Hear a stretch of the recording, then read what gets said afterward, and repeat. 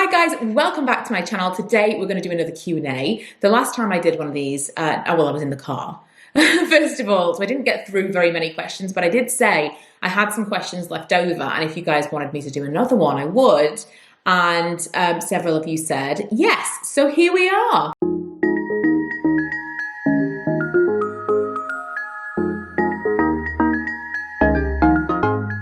We'll start with a light one. 3 makeup products you are sad have been discontinued. This was actually quite difficult. I had to think about this one. There's not been a lot of products that I've been obsessed with. Like, oh my God, I have to use this every single day and I can't buy it anymore. I can't really think of very many things that have been like that. Majority of the products that I have really enjoyed have been like color cosmetics that last for quite a while. I would say, although we just talked about the new lip butters that Revlon have released, they're not quite lip butters, but they're similar. And the fact that I'm not super into them, and I'm not sure whether or not I would want the lip butters back. There are certain shades from that line that I would really like to be able to repurchase. Pink Truffle was a favorite. I really liked Raspberry Pie. There were some very kind of like pow colors. I want to say I missed them, but realistically, I'm not sure how much I would really wear them, you know? Minus is another brand that I used to talk about all the time. There used to be a particular product called the Bronzer Blusher Blend, I think it was called. Or the Blusher Bronzer Blend, I can't remember, one of the two. It was like, it was a sheen. It was like the sheeny, beautiful highlight blush glow before that became a thing. You know, like before Hourglass, before the ambient lighting powders, it was something that I thought added a sheen, a glow, without really too much in the way of shimmer or glitter. And at the time, it was one of the only products that I could find that did that thing. And even if mine is as a whole, I don't necessarily miss, I missed that particular product.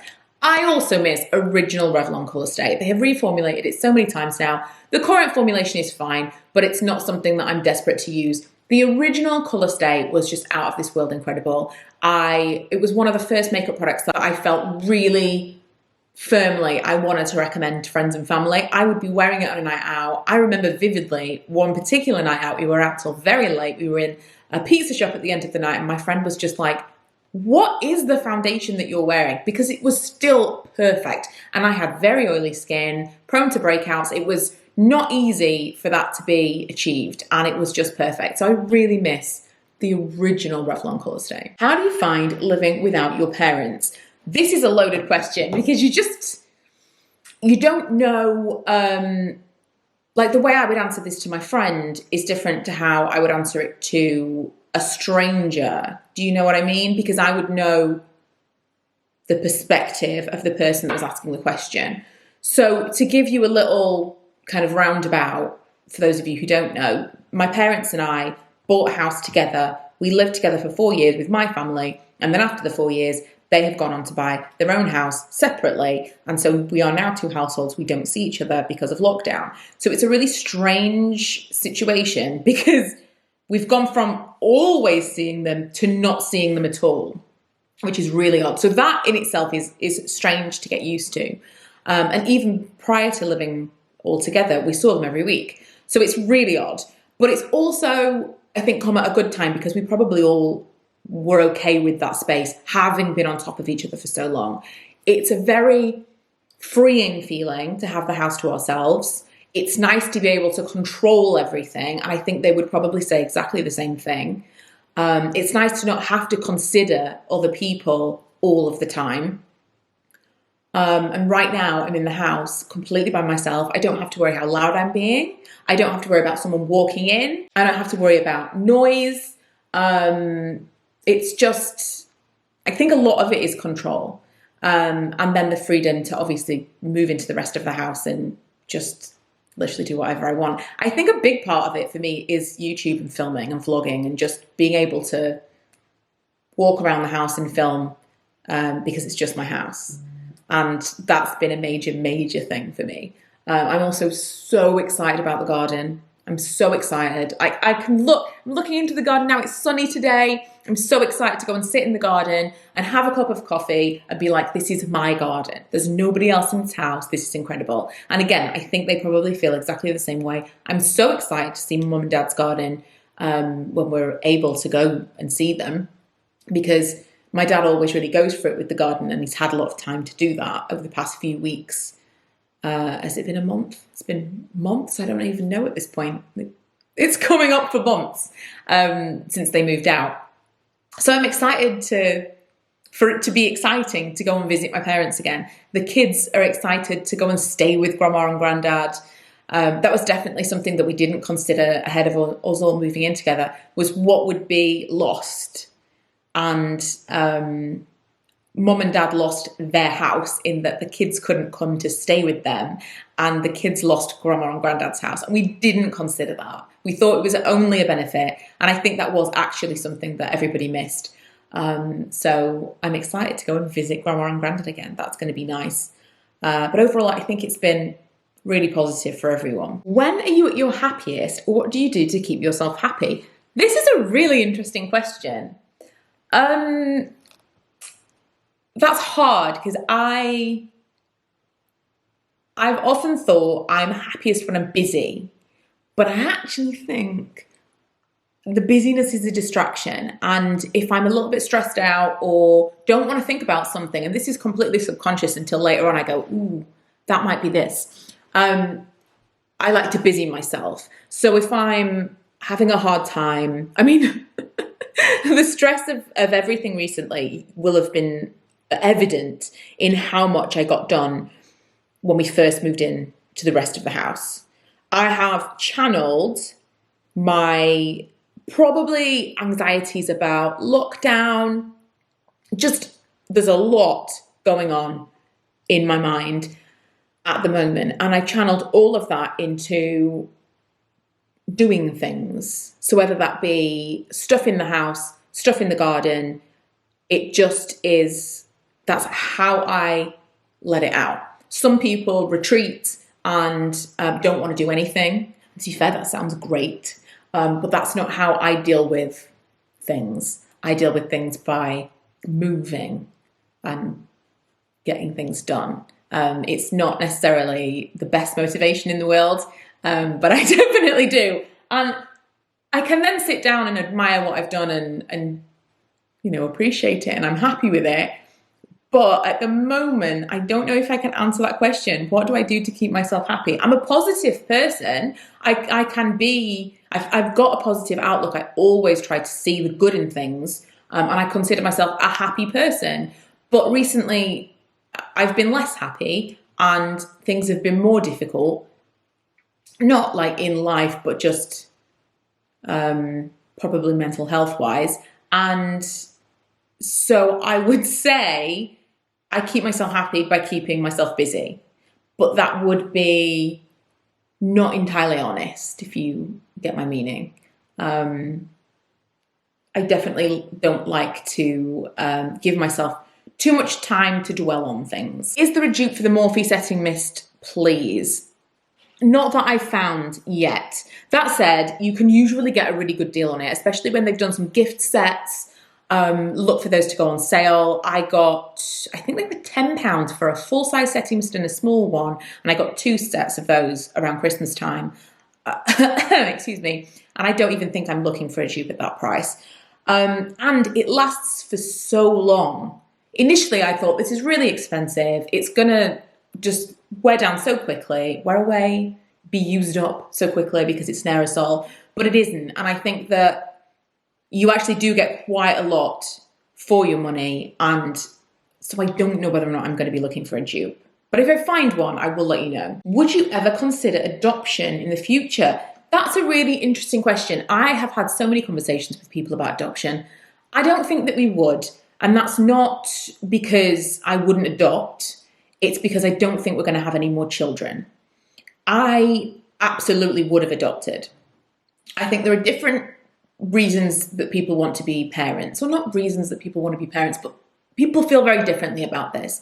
And when I had Ella, I had quite severe postnatal depression. I didn't know, I was 19. I didn't know what postnatal depression was. None of my friends had babies. It wasn't a thing. And I mean, looking back, I had counselling and at no point, even now, I'm like, I was seeing a counsellor and nobody diagnosed it as postnatal depression. I was going to say something and I realised it was potentially triggering for people, so I'm not going to. But there were questions that the counsellor had to ask me on a regular basis that were fairly extreme, like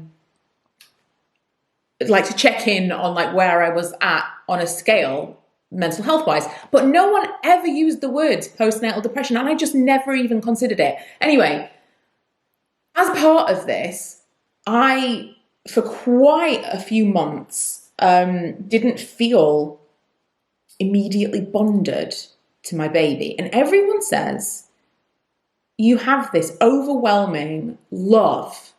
Like, oh my God, you will never experience love like this. You will have this baby and this baby will be in your arms and you'll be overcome with this incredible feeling. And it never came. And I remember saying to my mom, I love her, but I feel like I'm looking after her for someone else. I feel like she's someone else's baby that I'm looking after. And I felt like that for quite a long time. And it's hard to admit that because I think people want to judge, especially parents. Man, oh man. Parenting stuff is so volatile. People are very quick to pass judgment when it comes to motherhood. But I'm telling you this now because I think I'm not the only one that felt that way. And I love my daughter. And the reason it's relevant to the adoption part of this question is knowing how I felt, knowing that I had this baby who didn't feel like mine, who I didn't have this strong initial, wow, this baby is my baby, and it's like a maternal rush that everyone talks about. Knowing that that was missing, I think you could give me a baby that was not mine, and I would love that child as much as I could possibly love any child. I don't think that baby would have to be mine because I think the experience that I had having Ella at 19, and also it's an emergency C-section, so the whole experience, they don't want to talk to you about C-sections. I went through an entire day of this nonsense of showing me, this is how you're going to deliver your baby. People had questions about C-sections and they were like, oh, don't worry about that. Didn't even want to discuss it. So I had a very firm idea of what my labour would look like, and a C-section wasn't part of that because it wasn't ever discussed. And so it was quite a traumatic birth anyway, paired with the fact that I was so young. And I don't think that there was anything wrong with me. And I don't think there's anything wrong with my relationship with my daughter now. I love her very much. I love her exactly the same as I love my son, who, honestly, I mean, I didn't have postnatal depression with Milo, to my knowledge, but I still didn't get that, thing that people talk about. I love my children, but I've never experienced that thing that people talk about, to the point of I'm like, you're making this up. You are making this up. I don't know. I don't know if I just have a skewed idea of what it is that they're talking about, but I'm like, I don't understand. You've just been through a traumatic delivery. Maybe it's the C-section thing. I don't know. But you've just been through a traumatic delivery and you're recovering. And I didn't get that flood of, I don't know. But maybe it is a C-section thing. Please let me know. But because of that, I really think that I could have bonded with an adopted baby just the same as a baby that I'd carried. I don't think that would have mattered to me at all. And for sure, it was the only thing in my life I felt 100% I'm going to have children. And I would have adopted in a heartbeat. Absolutely. Would never have been a question. If I couldn't have had my own children, I absolutely would have adopted. Whether we'll adopt in the future, I would say probably not. Mostly because we don't think we want any more children. This is an interesting question. I don't think I've ever had this before. Do you do family events, birthdays with your ex, or do you celebrate them separately? We celebrate them separately. Ella's first birthday when we separated, was she 3 or 4?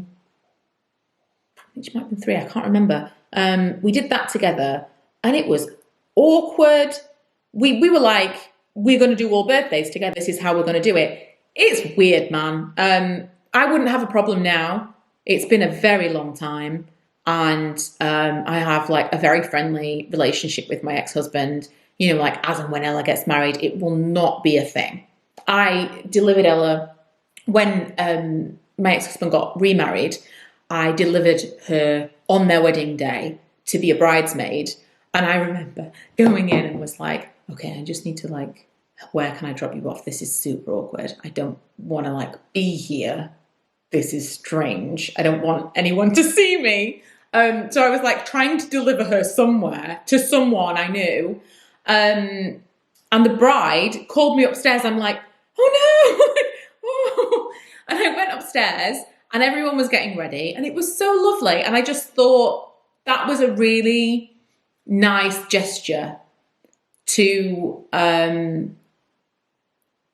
kind of welcome me into what is actually quite an intimate setting. You're getting ready with your bridesmaids, my ex-mother and sister-in-law, to marry my ex-husband, and I'm delivering my daughter to be a bridesmaid. That is a real strange situation to be in. And I thought it was a really generous thing that she did.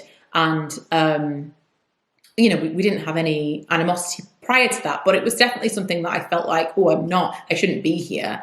And that sticks with me as something that was an intentional thing. She chose to do that and it felt generous. So I just don't, and I mean, that was years ago now, but I just don't think it will ever be an issue, ever. I don't worry about joint ceremonies or whatever that we might need to be part of in the future. It's not ever going to be a problem. I got a similar question to the previous Q&A. Has there ever been a time in your YouTube or blogging career where you earned enough to go full time? And then she's put another one in, no shade, in the last question. Just genuinely interested, has followed you since before Milo. Yes, definitely.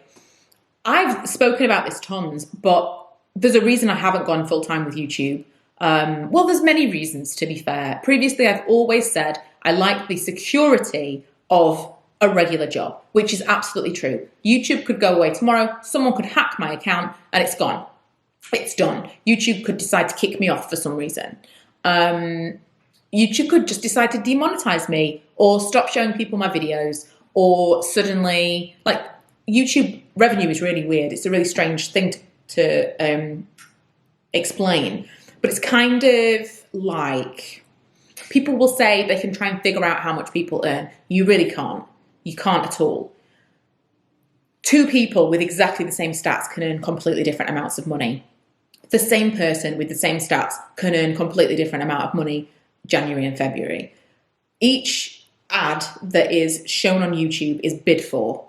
And if there are a lot of people, if there are a lot of advertisers who want to advertise on that channel in that second, in that moment, then it might bump up the revenue for that video that day. If not a lot of advertisers are looking to advertise on that kind of video that day, your revenue for that video will be really low. It's got nothing to do with views. It's got nothing to do with subscribers. It's absolutely random. It's the weirdest. And you can't bet on it. You can't guarantee that money. It's insane. It's just completely random. And so I don't ever want to bank on that being my only income. I want to have a regular income. I am also very mindful of a pension. I'm 35. I don't really want to have to mess around with a private pension. I have got a quite well-paid job. I only work part-time, but I now earn part-time what I used to earn full-time somewhere else. So I've got a really cushy deal, really, being able to work 3 days and dedicate 2 days to YouTube. If I could continue to do exactly this for the rest of my working life, I would be over the moon. I have no interest in going full-time with YouTube. If I lost my current job, I might try and make it work. But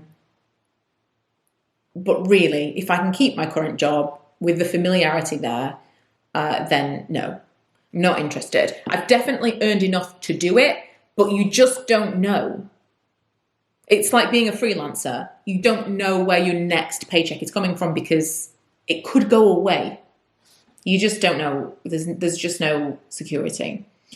Okay, I'm going to do one. Oh, okay. I'm going to do one more. And it's from Nikki. And it is, if you could be any TVD character, who would you be? Nikki. Did you hear that? I'm hungry. I'm gonna order some Greggs from Just Eat. Okay, so it's a toss-up. I think it's going to be Caroline.